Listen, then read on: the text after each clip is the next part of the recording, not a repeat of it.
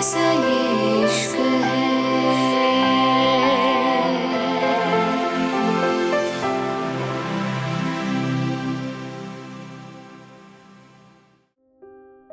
मुंबई। रिवांश हैरानी से बोला, तुम्हारा दिमाग खराब है? रिवांश की बात पे पायथन चिल्लाते हुए बोला, दिमाग तो तुम्हारा खराब है। रिवांश, मेरी बहन दरवाजा क्यों नहीं खोल रही?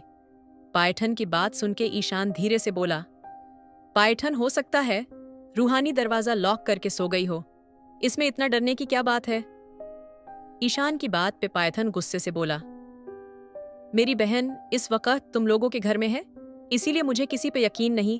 पायथन की बात पे रिवांश गहरी सांस लेकर बोला, वो अपने घर में है पायथन, इसलिए हर बार एक बकवास करना बंद करो। इतना कह के रिवांश अपने रूम की तरफ बढ़ गया था। वहीं अंदर रूहानी शॉवर ऑन करके बैठी थी। उसको खुद के तरस आ रहा था। वो क्या बन गई थी? हाँ, ये बात सच थी, उसको अग्रवाल मेंशन में नौकरों से भी बुरी जिंदगी दी गई थी और उसने हर एक पल घुट घुट के जिया था। लेकिन अगर वो रिवांश की बीवी बन के यहाँ आ गई थी तो इसमें क्या गलत था? फिर तो रिवांश की जिम्मेदारी थी ना, उसको अच्छा फील करवाना, उसको खुश रखना।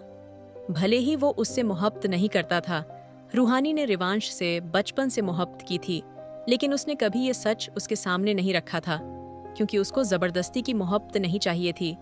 लेकिन जब रिवांश ने उसकी केयर करनी शुरू कर दी थी, तब जाके उसको लगा था शायद रिवांश इस शादी को मान रहा था। लेकिन उसके बाद रिवांश उसको ये कह के छोड़ रहा था क्योंकि वो उसकी दुनिया के लिए नहीं बनी थी। रूहानी को खुद पे तरस आ रहा था, रोना आ रहा था। उसकी आंखें आंसुओं से भर गई थीं। शॉवर के ठंडे पानी से उसको सुकून नहीं मिल रहा था। उसने पानी का टेम्परेचर और ज्यादा कम कर दिया था, लेकिन थोड़ी देर में वो कांपने लगी थी। फिलहाल उसको किसी बात से मतलब नहीं था। वो तो अभी रिवांश की वजह से अपना दुख नहीं भूली थी, लेकिन अब उसके भाई ने तो उसको और ज्यादा चोट दी थी। उसका दिल बुरी तरह दुख रहा था। उसके अपनों ने उसको धोखा दिया था, बहुत बुरा धोखा दिया था। उसको खुद पे तरस आ रहा था, वो अपने ऊपर तरस खा रही थी। और अब वो किडनैपर, आखिर कौन था वो? उसको याद था उसके एक्सीडेंट से पहले कोई उसके पास आ गया था, लेकिन उसकी शक्ल वो पूरी तरह याद नहीं कर पा रही थी। कोई तो था वो। रूहानी यही सब सोच रही थी जब उसको दरवाजे पे नॉक की आवाज सुनाई दी थी, लेकिन उसमें इतनी हिम्मत नहीं थी उठकर दरवाजा खोल पाती, इसलिए वो फ्लोर पे ही लेट गई थी। ठंडे पानी से उसकी बॉडी पे रेड रैशेस हो गए थे, लेकिन वो ऐसे ही लेटी थी।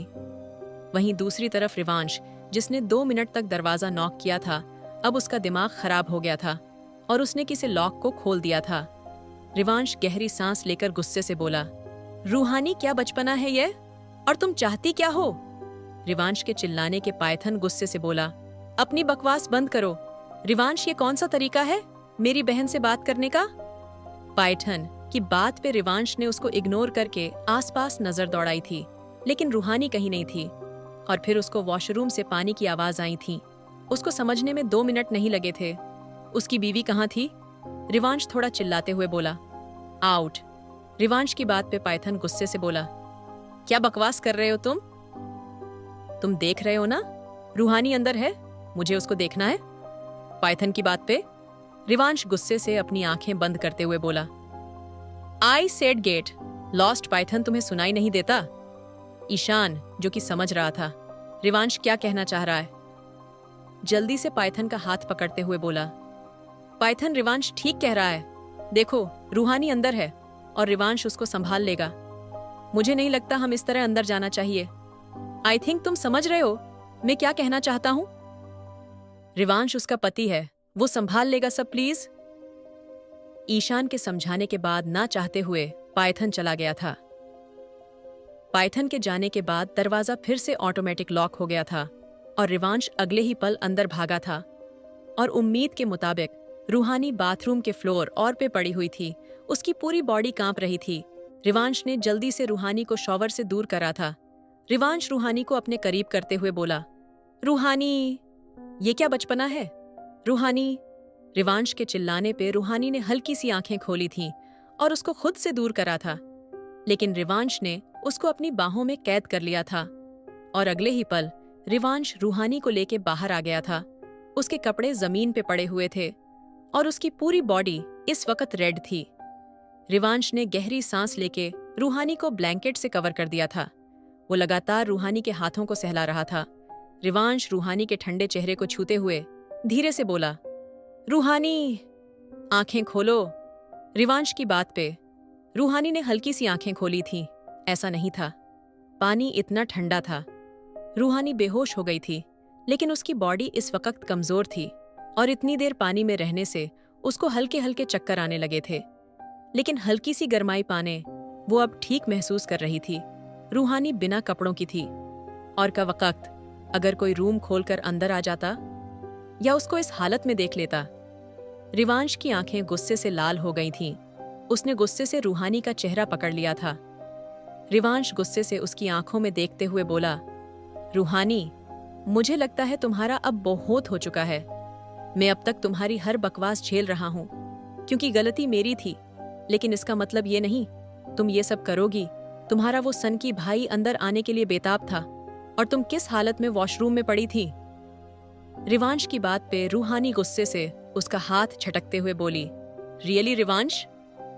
ठीक है, मैं आज से कपड़े पहन के नहाऊंगी और कोई हुक्म? रूहानी की बात पे रिवांश गुस्से से बोला, रूहानी, बकवास बंद करो। ये तुम बहुत अच्छे से जानती हो। तुम वहां नहा नहीं रही थी। तुम खुद को नुकसान करने के लिए उस ठंडे पानी में बैठी थी। हद होती है बचपने की। ये सब करने से क्या होगा? रूहानी, ये कोई मूवी नहीं है, ये कोई टीवी सीरियल नहीं है जहां तुम अपनी जिंदगी से दुखी होकर ये उल्टी सीधी हरकतें करो और तुम्हें कोई चोट ना पहुंचे। तुम्हारी बॉडी वीक है अभी और तुम खुद की बॉडी पे ये सब एक्सपेरिमेंट कर रही हो। इस वक्त रिवांश के हाथों में रूहानी की नाजुक गर्दन थी और रूहानी रिवांश नीली आंखों में देख रही थी। उसका ब्लैंकेट कब का नीचे गिर चुका था, जो रूहानी की ब्रेस्ट को अच्छे से दिखा रहा था। लेकिन रिवांश की नजरें अब तक नीचे नहीं झुकी थीं। वो सिर्फ रूहानी के चेहरे को देख रहा था और अगले ही पल रिवांश बिल्कुल हैरान रह गया था क्योंकि रूहानी ने उसको एक जोरदार थप्पड़ जड़ दिया था। रिवांश का चेहरा दूसरी तरफ घूम गया था, लेकिन उसके चेहरे पे बहुत जहरीली मुस्कान थी। रिवांश अपनी गर्दन टेढ़ी करते हुए बोला, नाइस मूव डार्लिंग। रूहानी हैरान रह गई थी क्योंकि रिवांश को उस थप्पड़ से कोई फर्क नहीं पड़ा था।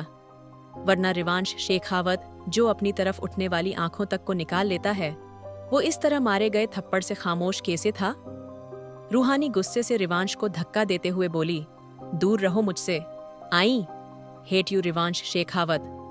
और मैंने तुमसे पहले ही कह दिया था, अगर तुम्हें ऐसा लगता है मैं तुमसे अभी भी मोहब्बत करूंगी या तुमसे भीख मांगूंगी, तो नहीं, ऐसा कभी नहीं होगा। मैं तुमसे नफरत करती हूँ और मैं कितनी कोशिश कर लूं, ये नफरत मोहब्बत में नहीं बदलेगी। रूहानी की बात पे रिवांश धीरे से अपने घुटने जमीन पे रख के बेड के पास आ गया था। रूहानी तेज तेज सांसें ले रही थी। उसकी आंखों में कोई एक्सप्रेशन नहीं था। रिवांश ने धीरे से रूहानी का पैर अपने हाथों में ले लिया था। रूहानी के चेहरे पे अचानक से डर आ गया था। रूहानी धीरे से बोली, क्या चाहते हो तुम अब? मुझे हर्ट करना शौक से करो। लेकिन रूहानी की बात अभी पूरी नहीं हुई थी जब उसके अपने पैर पे किसी सॉफ्ट चीज का एहसास हुआ था। रूहानी ने जैसे ही नीचे देखा, उसकी आंखें हैरानी से फैल गई थीं क्योंकि रिवांश के होंठ उसके पैरों पे थे। ये कोई सपना नहीं था ना? हाँ, ये कोई सपना था। वो शायद अभी भी बेहोश है। यही सोचकर रूहानी ने अपने हाथ पे तेज मारा था। लेकिन हैरानी की बात ये थी, वो सपना नहीं देख रही थी। रिवांश शेखावत उसके पैरों को चूम रहा था। जिसके आगे दुनिया झुकती थी, वो रूहानी के आगे झुका हुआ था। रूहानी कांपती आवाज से बोली, क्या कर रहे हो तुम? ये रिवांश? लेकिन रिवांश ने बहुत धीरे से अपनी आंखें उठाई थीं और उसकी आंखें रूहानी की आंखों से जा मिली थीं। वो बहुत धीरे से बोला, आई एम सॉरी रूह। रिवांश की बात सुन के रूहानी हैरानी से बोली, क्या? इस वक्त रिवांश हद से ज्यादा हॉट लग रहा था। उसकी ब्लैक शर्ट के 2 बटन खुले हुए थे और उसकी शर्ट उसकी बॉडी से और चिपक गई थी क्योंकि रूहानी को वॉशरूम से उठाते हुए रिवांश भी भीग गया था। उसके मेसी हेयर जो और ज्यादा हॉट लग रहे थे, उसके शार्प फीचर्स और उसकी नीली आंखें जो सिर्फ रूहानी को देख रही थीं। रिवांश धीरे से बोला, आई एम सॉरी रूहानी। लेकिन रूहानी, जो अब तक उसकी हॉटनेस में खोई थी, उसने बड़ी शिद्दत से रिवांश को पैर से धक्का देने के बारे में सोचा था। जब रिवांश ने उसका पैर पकड़ के उसको अपनी ओर करीब खींच लिया था और वो उसके ऊपर जा गिरी थी। रिवांश रूहानी की आंखों में देखते हुए उसकी गर्दन के अपने होंठ रखते हुए बहुत धीरे से बोला, मुझे लगता है तुम कुछ ज्यादा ही खतरनाक हो गई हो। रिवांश की बात पे रूहानी बिना किसी एक्सप्रेशन के बोली, ये सब करके कुछ नहीं होगा। रिवांश, शायद तुम्हें भाई ने बताया नहीं, मैं तुम्हें डाइवोर्स दे रही हूँ। रूहानी की बात पे रिवांश की जो आंखें अब तक सॉफ्ट थीं, अचानक से डार्क हो गई थीं। दोस्तों, अगर आपको ये वीडियो पसंद आई हो तो प्लीज लाइक जरूर कर देना। मैं सच में देख रही हूँ कि आप सब वीडियो पूरी देखते हो, कहानी एंजॉय भी करते हो, पर लाइक और शेयर बहुत कम करते हो। थोड़ा सा सपोर्ट दिखाया करो यार। एक लाइक, एक शेयर मेरे लिए सच में बहुत बड़ी बात होती है। आपके छोटे से क्लिक से ही वीडियो आगे बढ़ती है, पहुंची है, और मुझे भी और अच्छा कंटेंट बनाने का हौसला मिलता है। तो इस बार लाइक करना मत भूलना, ठीक है? और अगर आप चैनल पर नए हो, पहली बार आए हो, तो सब्सक्राइब जरूर कर लेना, क्योंकि जो आने वाले एपिसोड है ना, वो इससे भी ज्यादा मजेदार, ज्यादा इंटेंस और दिल को पकड़ लेने वाले हैं। बेल आइकॉन दबा देना ताकि कोई भी नया पार्ट आपके बिना निकले ही नहीं। कमेंट्स में अपनी राय लिखकर जरूर जाना। आपका एक छोटा सा कमेंट भी मेरे लिए बहुत कीमती होता है।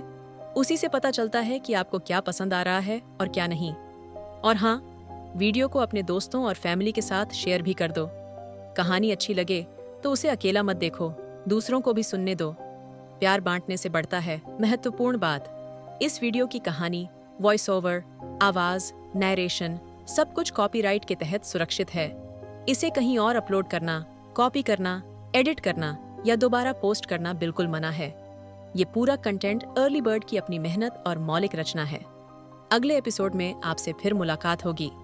तब तक अपना ख्याल रखना, खुश रहना और चैनल को सपोर्ट करते रहना। आप सबको ढेर सारा प्यार और धन्यवाद।